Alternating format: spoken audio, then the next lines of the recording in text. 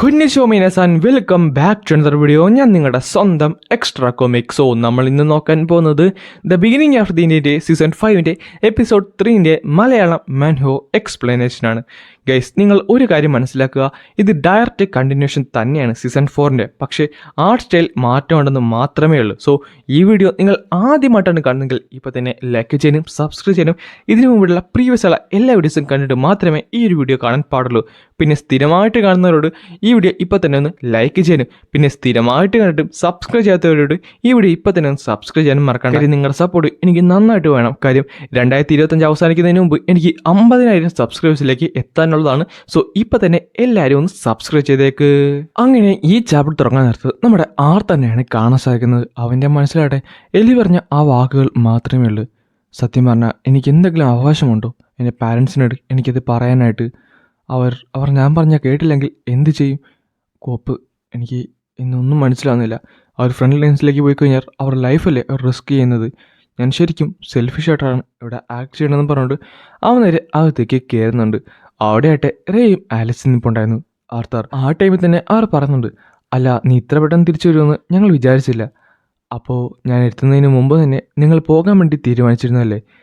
ഒരിക്കലും അങ്ങനെയല്ല, ഞങ്ങൾ പ്രിപ്പയർ ചെയ്യണമായിരുന്നല്ലോ, അതുകൊണ്ടായിരുന്നു. അല്ല, ഞാൻ വിചാരിച്ചത് എനിക്ക് കുറച്ച് പ്രായമാകുന്നവരെങ്കിലും നിങ്ങൾ ഇതുപോലത്തെ റിസ്കി എലമെന്റ്സ് ഒന്നും എടുക്കത്തില്ലെന്നായിരുന്നു. കമാൻഡ് വേറെ ഞങ്ങളോട് പറഞ്ഞിരുന്നു, ഒന്നെങ്കിൽ എലി പ്രായമാകുന്ന പോലെ അല്ലെങ്കിൽ നീ തിരിച്ചു വരുന്നവരെ ഒന്നും ചെയ്യരുതെന്ന്. അപ്പോൾ ഞാൻ തിരിച്ചു വന്നുകൊണ്ടാണ് നിങ്ങൾ ഈ പോകാൻ പോകുന്നത്? ഞാൻ കാരണമാണോ? എന്തിനി? ആർത്താർ റീസെൻ്റ്ലി ഹെലൻ്റെ ഭാഗത്ത് നിന്ന് ഒരു ട്രാൻസ്മിഷൻ കേട്ടിരുന്നു. ആ ഒരു ഡഞ്ചനിൽ വെച്ച് ഒരു അറ്റാക്ക് ഉണ്ടായി. അവരെല്ലാവരും പോകുന്നതിന് മുമ്പ് തന്നെ. ഇത് കേട്ടപ്പോൾ ആർത്തർ ശരിക്കും ഞെട്ടി. ഇല്ല, അതൊരിക്കലും പോസിബിൾ അല്ല. ഞാൻ ഇന്നലെ അവിടെ ഉണ്ടായിരുന്നു. ഞാനത് കംപ്ലീറ്റ്ലി ക്ലിയർ ചെയ്താണ്.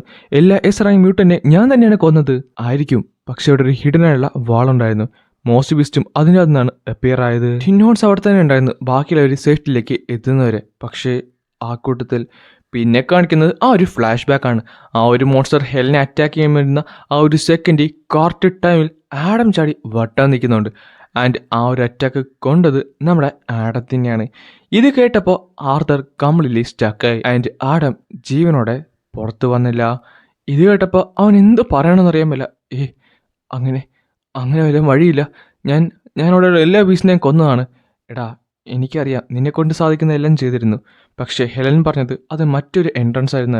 ആൻഡ് അത് കംപ്ലീറ്റ്ലി ബ്ലോക്ക്ഡ് ആയിരുന്നു. ആ വാൾ തന്നെ മാനൽ സമ്പുഷ്ടമായിരുന്നു. സോ ചിലപ്പോൾ നീ അതുകൊണ്ടായിരിക്കും അത് സെൻസ് ചെയ്യാഞ്ഞത്. അല്ല, പറഞ്ഞിട്ട് കാര്യമില്ല, ആരും ആ ഒരു ബാറ്റിൽ എക്സ്പെക്ട് ചെയ്യുന്നില്ലായിരുന്നല്ലോ. അവരെ കൊണ്ട് പറ്റുന്ന രീതിയിൽ അവർ ഹോൾഡ് ഓഫ് ചെയ്തു.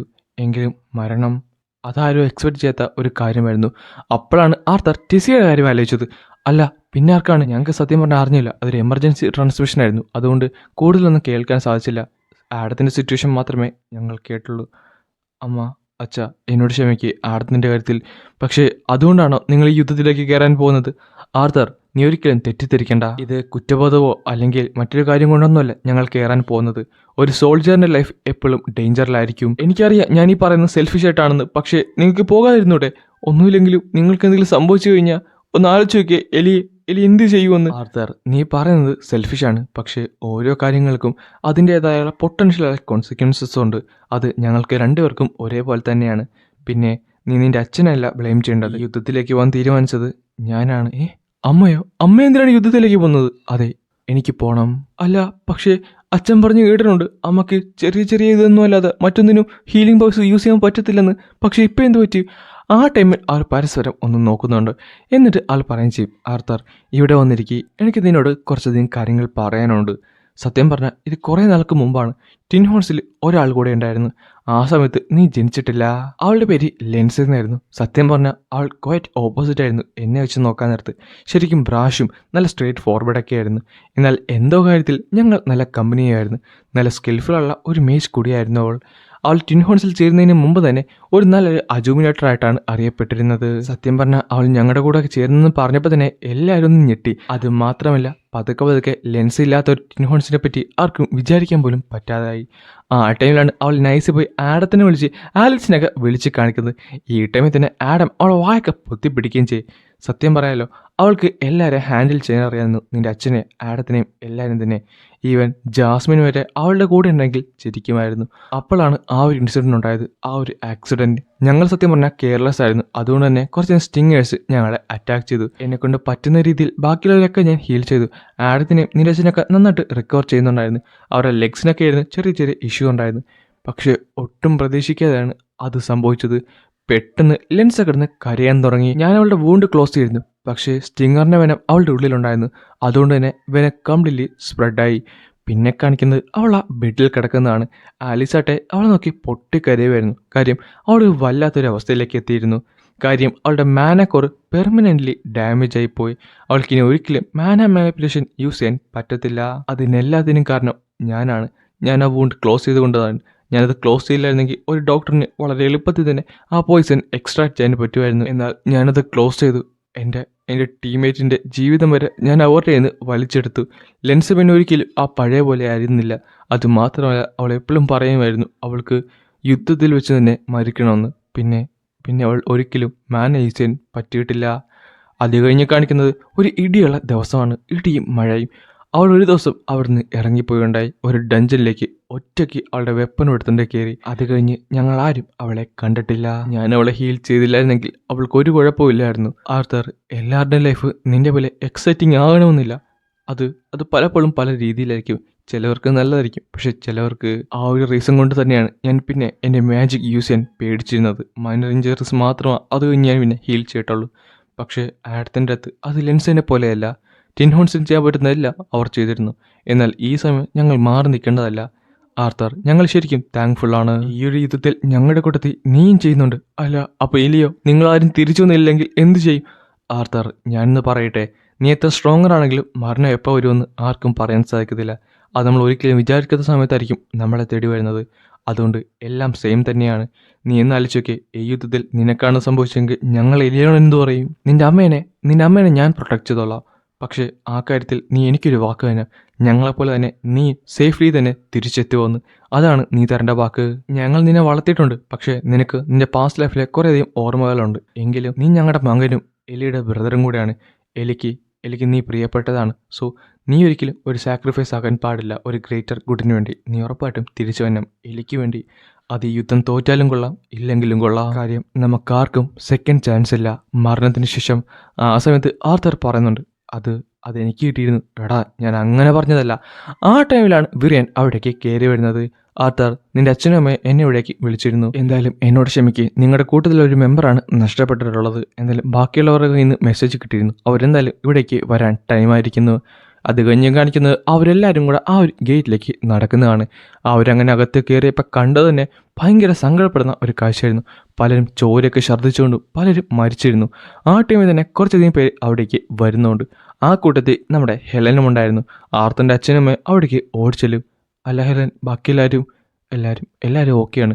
ടിൻ ഹോൺസ് എന്തായാലും മെഡിക്കൽ വിങ്ങിലേക്ക് പോയിട്ടുണ്ട്. പക്ഷേ അവൻ മാത്രം പെട്ടെന്ന് അവളുടെ കണ്ണ് നിറയാൻ തുടങ്ങി. അവരാട്ടെ അവൾ കൊണ്ട് പറ്റുന്ന രീതിയിൽ അവളെ ആശ്വസിപ്പിക്കുന്നുണ്ട്. ആർത്തറിനെ എന്തു പറയണമെന്ന് അറിയാമല്ലായിരുന്നു. ആ തല കുനിച്ച് അവിടെ നിൽക്കുമായിരുന്നു. പക്ഷെ ഒട്ടും പ്രതീക്ഷിക്കാതെ ഹെലൻ വന്ന് അവളെ കെട്ടിപ്പിടിക്കുന്നുണ്ട്. നീ സേഫായിട്ട് വന്നല്ലോ. എന്നോട് ആർത്തർ, നീ ക്ഷമ പറയേണ്ട കാര്യമില്ല. നീ എന്താണ് ഈ ചിന്തിക്കുന്നത്? ഇത് യുദ്ധമാണ്. മരണം എന്തായാലും ഇവിടെ ഉണ്ടാകും. പക്ഷെ നമ്മളെ കൊണ്ട് ചെയ്യാൻ പറ്റുന്ന ഒരേ ഒരു കാര്യം, ആലക്കളെ നായകളെ നമ്മൾ എങ്ങനെ പോലും വകവരുത്തണം. അത് മാത്രമേ നമ്മൾ ചിന്തിക്കാൻ പാടുള്ളൂ. നീ ഒരിക്കലും നിന്നെ ബ്ലെയിം ചെയ്യാൻ പാടില്ലെന്ന് പറഞ്ഞിട്ട് അവൾ അവിടുന്ന് പോകുവാണ്. ഈ ടൈമിൽ തന്നെ നമ്മുടെ സിൽവി പറയും ചെയ്യും, ഹെലനിടയ്ക്ക് അവരെന്തായാലും ആ വാർത്ത പറയാൻ പോകുവാണ്. അവരെന്തായാലും ഹാപ്പി ആയിരിക്കും. പക്ഷേ റേയ്ക്കും ആലീസിനും അവരെ നന്നായിട്ട് തന്നെ സപ്പോർട്ട് ചെയ്യാനായിട്ട് പറ്റും. ഈ ടൈമിൽ തന്നെ കുറച്ചധികം പേര് വീണ്ടും ആ ഗേറ്റിൽ കൂടെ വരും. ആ കൂട്ടത്തിലാണ് സ്റ്റെനാനെ ആർത്തർ കാണുന്നത്. പെട്ടെന്ന് തന്നെ സ്റ്റെനാനെ പോയി വിളിക്കുന്നുണ്ട്. ആർത്തർ, അല്ല ടെസ്സി എന്തേ? അവൾ നിന്റെ കൂടെ ഉണ്ടായതെന്ന് പറഞ്ഞിട്ട് അവൻ്റെ കൈ അറിയാതെ തന്നെ അവൻ പിടിച്ച് അമക്കുന്നുണ്ട്. ആ ടൈമിൽ അവൻ പറയും ചെയ്യും, ആർത്തർ, നിന്റെ ഗ്രിപ്പ് കുറച്ച് ടൈറ്റാണ്. സോറി സ്റ്റെനാർഡ്. അല്ല, നീ സേഫ് ആയത് എനിക്ക് സന്തോഷമുണ്ട്. പക്ഷെ നിന്റെ ടീം എനിക്ക് അറിഞ്ഞൂടാ. ആ ഒരു എസ്കോട്ട് മിഷൻ്റെ അകത്ത് ഞങ്ങളെല്ലാവരും വഴിതിരിഞ്ഞു പോയി. എനിക്ക് തോന്നുന്നു അവരിപ്പോൾ എത്തുമായിരിക്കും. ആ ടൈമിലാണ് ആ ഒരു ഗേറ്റ് വീണ്ടും ആക്ടിവേറ്റ് ആകുന്നത്. അതിൻ്റെ അന്ന് 2 പേര് വരുന്നുണ്ടായിരുന്നു. അത് നമ്മുടെ ക്യാരിയും ഡാറോസും ആയിരുന്നു. അവളാട്ടെ സ്ട്രഗിൾ ചെയ്തുകൊണ്ടാണ് അവനെ പൊക്കിക്കൊണ്ടുവരുന്നത്. കറക്റ്റ് ടൈമിൽ തന്നെ ആർത്തർ പോയി അവനെ സപ്പോർട്ട് ചെയ്യുന്നുണ്ട്. എന്നിട്ട് അവരൊരു സൈഡിൽ പോയി ഇരിക്കുകയും ചെയ്യും. ഈ ടൈമിൽ അവനെ ഹീൽ ചെയ്യുന്ന ടൈമിൽ ആർത്തർ ഒരു ജഗ്ഗുമായിട്ട് ക്യാരിയുടെയൊക്കെ കൊണ്ട് കൊടുത്തിട്ട് പറയുകയും ചെയ്യും, അല്ല ക്യാരിയ, ടെസ്സിയൊക്കെ എന്ത് സംഭവിച്ചു? പെട്ടെന്നാണ് അവൾ ചൂണ്ടിക്കാണിക്കുന്നത്. തിരിഞ്ഞു നോക്കാത്ത ദൂരത്തുനിന്ന് ടെസ്സിയ നടന്നു വരുന്നുണ്ടായിരുന്നു. ആർത്തർ പോലും അറിയാതെ അവൻ്റെ കൈ മുകളിലേക്ക് ഉയർന്നു. പക്ഷെ പെട്ടെന്നാണ് ആ ഒരു കാര്യം അവൻ്റെ മനസ്സിലേക്ക് വന്നത്. ആർത്തർ, ഞാൻ ഈ പറയാൻ പോകുന്ന കാര്യങ്ങൾ നീ ഒരിക്കലും നിസ്സാരമായി എടുക്കാൻ പാടില്ല. എൽഫ് പ്രിൻസസുമായുള്ള നിന്റെ റിലേഷൻ ഉണ്ടല്ലോ, അത് ക്ലോസ് അപ്പ് ചെയ്യാൻ ടൈം ആയിരിക്കുന്നു. പക്ഷേ എന്തൊക്കെ പറഞ്ഞിട്ടും ആർത്തർ അറിയാതെ തന്നെ ടെസ്സി എന്ന് വിളിച്ചുപോയി. ആർത്തർ അടുത്ത സെക്കൻഡ് തന്നെ അവൻ ഓടിപ്പോയി അവളെ കെട്ടിപ്പിടിച്ചു. നീ സേഫാണല്ലോ, എനിക്കത് തന്നെ മതി. ആ ടൈമിൽ തന്നെ അവൾ പറയും ചെയ്യും, ഞാൻ സേഫാണ്, കുഴപ്പമൊന്നുമില്ല, എങ്കിൽ വാ, ഞാൻ നിൻ്റെ അപ്പൂപ്പൻ്റെ അടുത്തേക്ക് നിന്നെ എത്തിക്കാം. പിന്നെ കാണിക്കുന്നത് വിറിയൻ അവളെ കെട്ടിപ്പിടിക്കുന്നതാണ്. എന്നാൽ അടുത്ത സെക്കൻഡ് തന്നെ അവൾ വിടുകയും ചെയ്യും. എന്നിട്ട് പറയും ചെയ്യും, എനിക്ക് അതിന് നേരെ ഒന്നും അവിടെ നിൽക്കാൻ സാധിച്ചില്ല. അപ്പൂപ്പൻ എന്നെ വിട്ട അടുത്ത സെക്കൻഡിൽ തന്നെ എന്നെ മെഡിക്കൽ വാർഡിലേക്ക് അയച്ചു. അവരെന്തോ സംസാരിക്കുമായിരുന്നു. ഞാൻ സത്യം പറഞ്ഞാൽ ശരിക്കും ടയേർഡാണ്. എന്നാൽ ഏറ്റവും കൂടുതൽ എന്നെ വേദനിപ്പിച്ചത് ആ ഒരു കാര്യമാണ്. എൻ്റെ ടീം എന്തായാലും കുഴപ്പമൊന്നുമില്ല, അവരെല്ലാവരും ഓക്കെയാണ്. അതുമാത്രമല്ല അവരെല്ലാവരും സേഫും കൂടിയാണ്. ഇനിയും ഞങ്ങൾക്ക് ഒരുമിച്ച് മുന്നേറാൻ പറ്റും. പിന്നെ കാണിക്കുന്നത് ടെസ്സിയ അവളുടെ റൂമിൽ പോയി കിടന്നതാണ്. എന്തായാലും കുറച്ച് നേരത്തെങ്കിലും ഈ റൂമിൽ വന്നതിൽ ആലോചിക്കാൻ നേരത്ത് എനിക്ക് ചെറിയ സമാധാനമുണ്ട്. ആ ടൈമിലാണ് സിന്ധിനിയുടെ അതേപോലെ ടെസ്സിയുടെ ആ ഒരു ഫോട്ടോ നമ്മൾ കാണുന്നത്. അങ്ങനെ അന്നേ ദിവസം രാത്രിയായി. ഞാൻ ശരിക്കും ടയേർഡാണ്, എന്നാലും എനിക്ക് ഉറങ്ങാൻ പറ്റുന്നില്ലെന്ന് പറഞ്ഞിട്ട് അവൾ പതുക്കെ അവിടുന്ന് എഴുന്നേൽക്കുന്നുണ്ട്. അല്ല, ഗ്രാൻഡ് പെപ്പ് എന്ത് ചെയ്യുമായിരിക്കുമെന്ന് പറഞ്ഞിട്ട് അവിടേക്ക് അവൾ നടക്കും. അപ്പോഴാണ് ആ ഒരു സൗണ്ട് കേട്ടത്. വിറിയോൻ, ഇത് അവളോട് നമ്മൾ പറയണ്ടേ? നമുക്കൊരിക്കലും എപ്പോഴും ഇത് അവളുടെ ഭാഗത്തു നിന്ന് ഒളിപ്പിച്ചു വെക്കാൻ പറ്റിയെന്ന് വരത്തില്ല. അവൾ എങ്ങനെയെങ്കിലും ഇതറിയും. അല്ല, ഈ സൗണ്ട് ഇത് ആർത്തറിൻ്റെ അല്ലേ? എടാ എനിക്കറിയാം, പക്ഷേ കുറച്ചുകൂടെ കഴിഞ്ഞ് അവൾ അറിഞ്ഞ പോലെ അവൾ ഇതിനു വേണ്ടി റെഡി ആയിരിക്കത്തില്ല. അവൾ ചിലപ്പോൾ ഇത് അക്സെപ്റ്റ് ചെയ്തില്ലെങ്കിൽ എന്ത് പറ്റും?